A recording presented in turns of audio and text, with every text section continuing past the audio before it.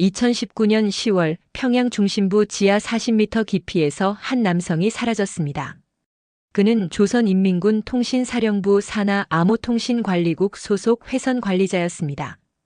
그가 관리하던 평양 마이너스 갯성간 군사통신선 17개 회선이 동시에 두절되었고 새벽 3시 교대 근무자가 지하 통제실에 도착했을 때 그의 자리는 비어 있었습니다.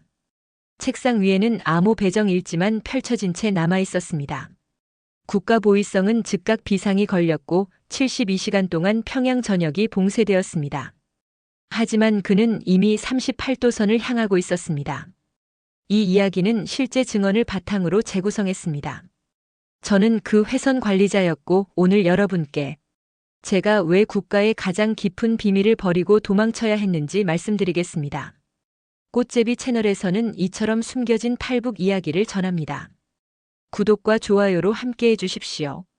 저는 평양 모란봉구역에서 태어났습니다. 아버지는 당 간부였고 어머니는 교원이었습니다. 성분이 좋았던 덕에 저는 김일성 종합대학 전자통신학부에 입학할 수 있었습니다. 1학년 때부터 보위부가 따로 면담을 했습니다. 동무는 당과 수령님을 위해 중요한 임무를 맡게 될 것이요. 졸업 후 저는 조선인민군 통신사령부에 배속되었습니다. 평양 지하에는 일반 인민들이 상상도 못할 거대한 통신망이 펼쳐져 있습니다. 김정은 동지의 지시가 전국 각지 군부대로 전달되는 암호화된 통신선들이 거미줄처럼 연결되어 있습니다. 저는 그 회선들에 매일 새로운 암호를 배정하고 보안 등급을 관리하는 일을 했습니다. 하루 평균 47개 회선, 238개 암호 조합을 점검했습니다. 실수는 곧 반역이었습니다. 지하 통제실은 외부와 완전히 차단되어 있었고 근무 중에는 화장실도 감시 속에서 다녀와야 했습니다. 동료 6명 중 최소 1명은 보위부 요원이라는 것을 우리 모두 알고 있었습니다. 매주 토요일 생활총화 시간에는 서로를 비판해야 했습니다. 리철수 동무는 지난주 암호 입력 시 손가락이 0.3초 떨렸습니다. 동요가 있는 것 아니오? 각성은 우연히 찾아왔습니다. 2019년 4월 저는 통신선 점검 중 이상한 신호를 포착했습니다.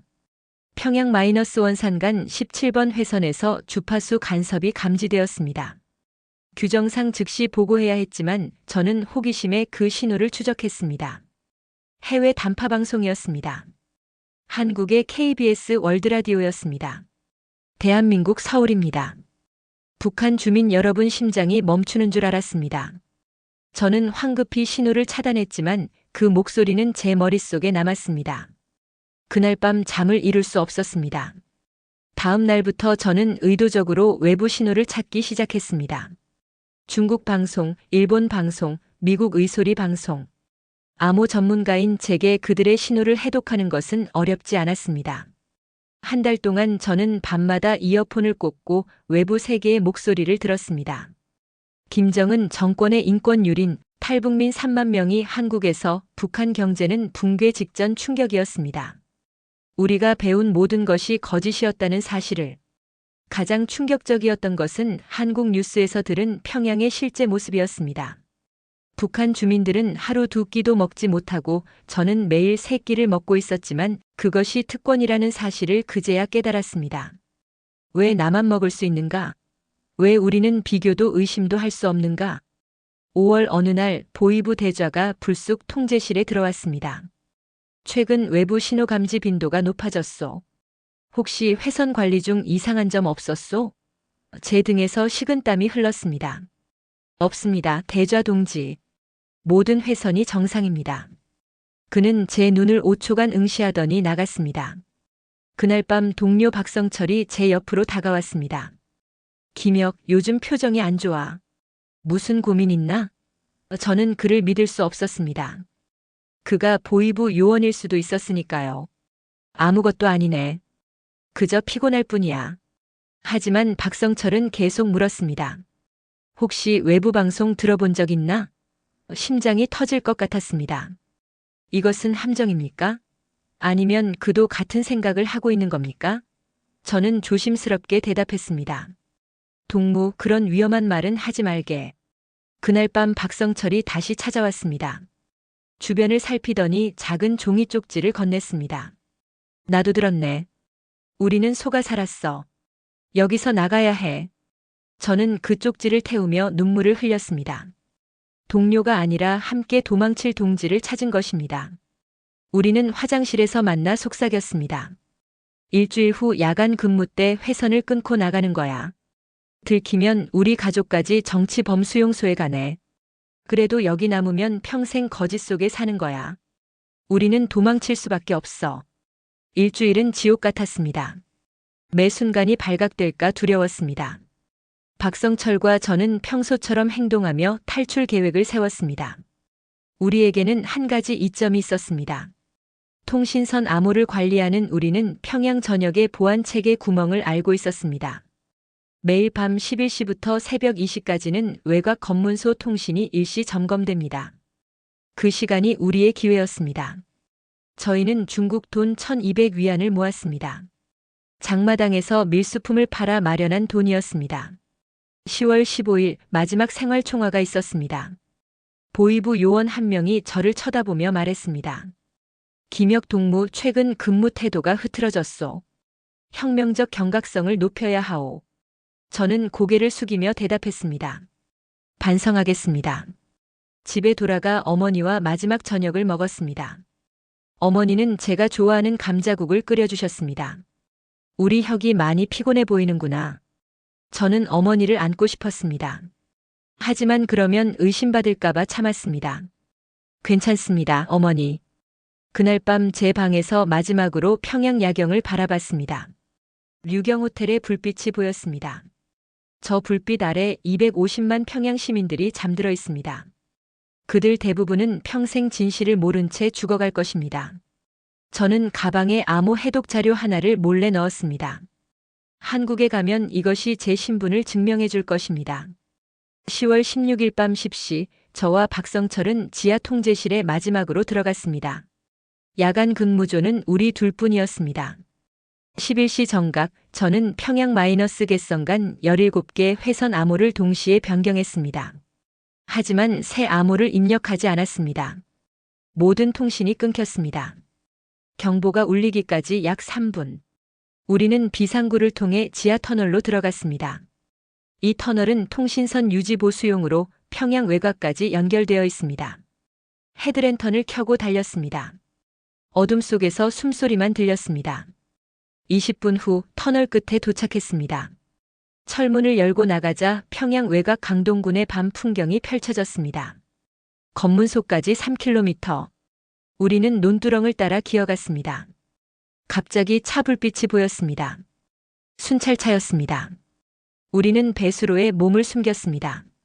더러운 물이 얼굴을 덮었지만 숨도 쉴 수 없었습니다. 차가 지나갔습니다. 새벽 1시 우리는 대동강 지류에 도착했습니다.